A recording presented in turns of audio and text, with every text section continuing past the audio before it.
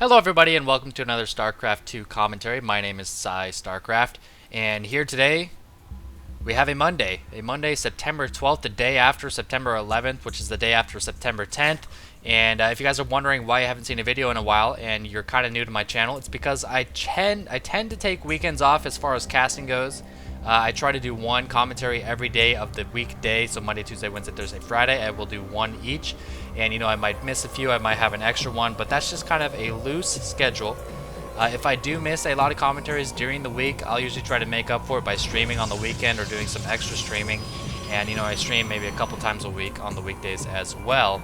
Twitch.tv/PsyStarcraft. It's starting around 11 a.m. usually Pacific time. That's Western time for all of you.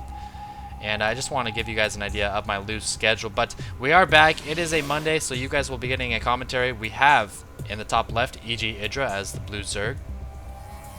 In the bottom right, we have vileState as the red Protoss, representing vilegaming.com. Check it out. We got forums, news, cool stuff like that. And EG, of course, is Evil Geniuses. The team IGIdrA is a part of. But the map is Shakira's Plateau.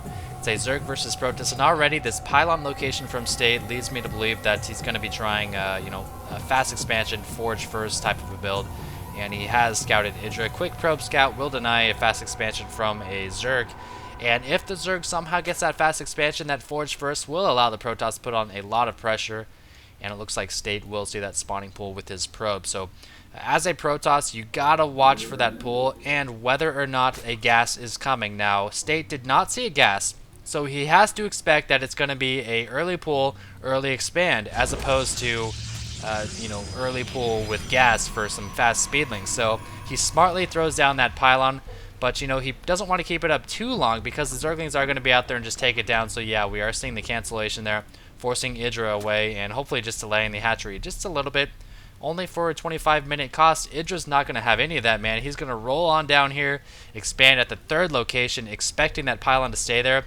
But, he didn't realize that the pylon didn't stay there, so IGIdrA now forced to expand in an unideal location.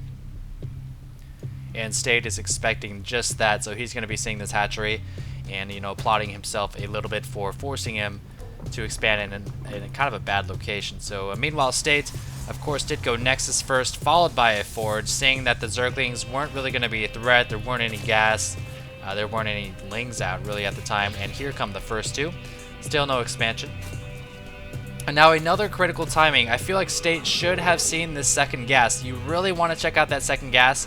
If there's no geyser from the Zerg player, you can expect a fast third expansion. So State doesn't really know if there's going to be gas in, like a Roach Ling timing, a 2-base tech timing, or if there's going to be a third base. Because he didn't see that gas, I think knowing IGIdrA, he can expect there to be a third base, which is what IGIdrA will do without either gas being taken. So we'll just have to see here. Looks like this probe will scurry away, and that Zergling is going to get the heck out of there because there is a cannon down for State.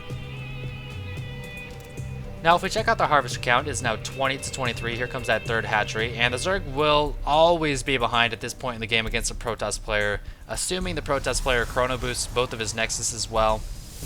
But once this third hatchery kicks in, that's where the Zerg really shine as far as the harvester count goes. So still no gas for IGIdrA. And this is right, this is correct play. If you're going to be going for such a fast third hatchery, you just cannot afford the gas. You're using 300 minerals on a hatchery instead of drones. So that's 6 drones that or 7 actually if you count the one that uses the hatchery. That's 7 drones that won't be mining minerals. You just can't afford to get gas this early when you do take 3 bases so fast. And as we can see here, IGIdrA just now taking 2 geysers, 5.5, almost 6 minutes into the game. That's about as fast as some people go lair. So keep that in mind when you do choose to get a third base. 5 more drones, 6 more drones coming out for IGIdrA. And State, okay, something interesting here that as a Zerg you can scout. Now, if IGIdrA were to push a drone up this ramp or a Zergling up this ramp, he could see this +1 attack. Now, this tells you a couple things. It could be a +1 timing. He'll wait for this to complete and then attack with tons of gateway units. And it also means that State is way less likely to use air units or be teching. One, because air units would not benefit from that +1 attack, obviously, the ground attack. And 2, the ground attack takes 100 gas. And Protoss, if they're going to go any kind of good air timing, 3-gate, Stargate, 2 Stargate, they really need that 100 gas to throw down that extra Stargate, especially you know, when he's only running on 2 geysers, which EGIdrA actually could see with that Overlord. I think he did see that a moment ago, so I'm so curious to see what State is going to do. And oh, here we go. Looks like he is... Whoa. He is revealing 6 gateways and a robo facility. Now, Immortals are kind of bad against Zerg. EGIdRA's just now getting his Roachborn, so and 6 gateways. There's no way he's going to quick tech to Colossi when he's got this many gateways. So I have to think maybe just like a scouting observer or something else, drop or DT. No, it's not going to be TT. Something crazy is going to happen with this robo facility. 3 sentries out right now. Of course, you want to get the sentries first so they rack up on the energy. And okay, here's a warp prism. So 6 gateways and a warp prism, perhaps like a drop while attacking. I don't know. He's actually hugging this with his sentries, so he's going to be dropping sentries. And this is kind of cool. I've seen this before. You'll drop 4 sentries into the mineral lines and then force field the drones out so they can't run away. So there is an Overlord right here, so I don't know what's going to happen with that. EGIdRA, meanwhile, getting +1 melee attack. He's got his Roachborn, he's got his Lair on the way. And here comes the Warp Prism. EGIdRA has seen it. You can see he's moving that Overlord. And we'll see how he responds to this. 18 Lings on the way, but I don't know what these sentries are. Okay, he's going to be dropping the sentries in the base. And I guess just warping 6 Stalkers. And these sentries will protect the Stalkers with their force field. So this is... Whoa, he almost killed his own unit. That would have been bad. So he's just going to keep on stair-stepping this Warp Prism up. That Queen really needs to kill that Warp Prism. Oh, he can't see it anymore. More units being warped in. 1 Zealot, a couple more need to come in. I think it's waiting for pylons or something. Where's the rest of the warp-ins? There they are, being warped downstairs. And EGIdRA, he has 2 Zerglings. It's all he has. It's 65 Harvesters to 52 Harvesters. State way behind, but he's killing his opponent. Who cares if you're down on Harvesters when you're killing an opponent? Beautiful force fields, making great use of just 2. You do not need more than 2 to block that off. And this Warp Prism is shining, man.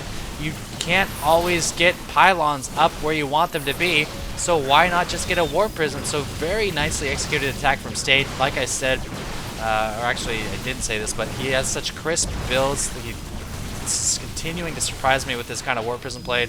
And wow, just catching EGIdRA completely off guard. And not only does this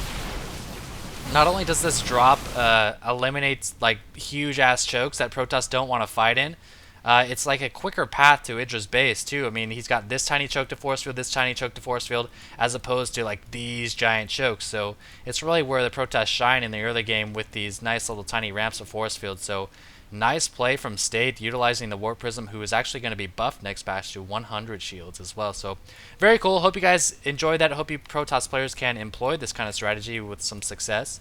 And as always, and I bought some stamps today, and I'm very proud of myself. It's like the first time I've ever done that. So, see ya.